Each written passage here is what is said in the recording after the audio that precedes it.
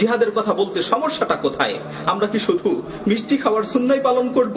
মুরতাদ শাসকদের প্রতিরোধ করা সকল মুসলিমের উপর ফরজে আইন। প্রত্যেক মুসলিমকে তাদের বিরুদ্ধে জিহাদে নিয়োজিত হতে হবে।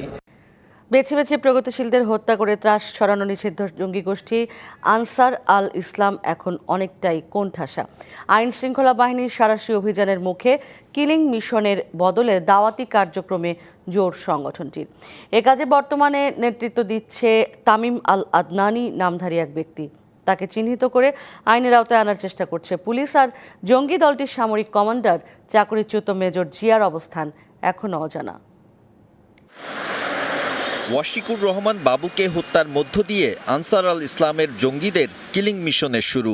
লেখক অভিজিৎ রায়, প্রকাশক ফয়সল আরফিন দীপন সহ অন্তত ৮ জনকে হত্যা করেছে জঙ্গি সংগঠনটি। এছাড়া প্রকাশক আহমেদুর রশিদ টুটুল সহ ৩ জনকে হত্যা চেষ্টার জন্য দায়ীও এই দলটি। তাদের মূল টার্গেট ব্লগার, লেখক, প্রকাশক, অনলাইন অ্যাক্টিভিস্ট ও গণমাধ্যম ব্যক্তিত্বরা। হোলি আর্টিজান হামলার পর পুলিশের একের পর এক সাঁড়াশি অভিযানের মুখে বছর ধরে টার্গেট কিলিং থেকে দূরে আছে আনসার আল ইসলাম। এ সময় দাওয়াতি কার্যক্রমে জোর দিয়েছে জঙ্গি দলটি। নেতৃত্ব দিচ্ছেন তামিম আল আদনানি নামের এক লোক। নিজের চেহারা গোপন রেখে সাইবার দুনিয়ায় নিয়মিত জিহাদের উস্কানি দেয়া এই ব্যক্তিকে চিহ্নিত করতে কাজ করছে পুলিশ।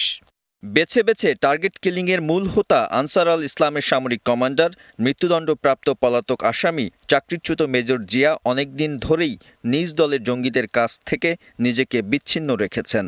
আমি মনে করি যে তার সংগঠনের সাথে সম্পর্কহীনতা, নিষ্ক্রিয়তাই তাকে গ্রেপ্তারের পথে প্রধান অন্তরা হিসেবে কাজ করেছে। মোস্ট ওয়ান্টেড জঙ্গি জিয়ার অবস্থান কোথায়, দেশে না বিদেশে, তা নিয়েও নেই নিশ্চিত তথ্য।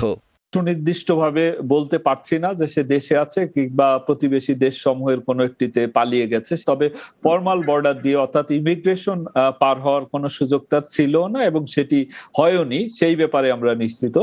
পুলিশের দাবি, কোণঠাসা আনসার আল ইসলামের কার্যক্রম অনলাইনে সীমাবদ্ধ হয়ে পড়েছে। Nadim Mahmud, DBC News, Dhaka.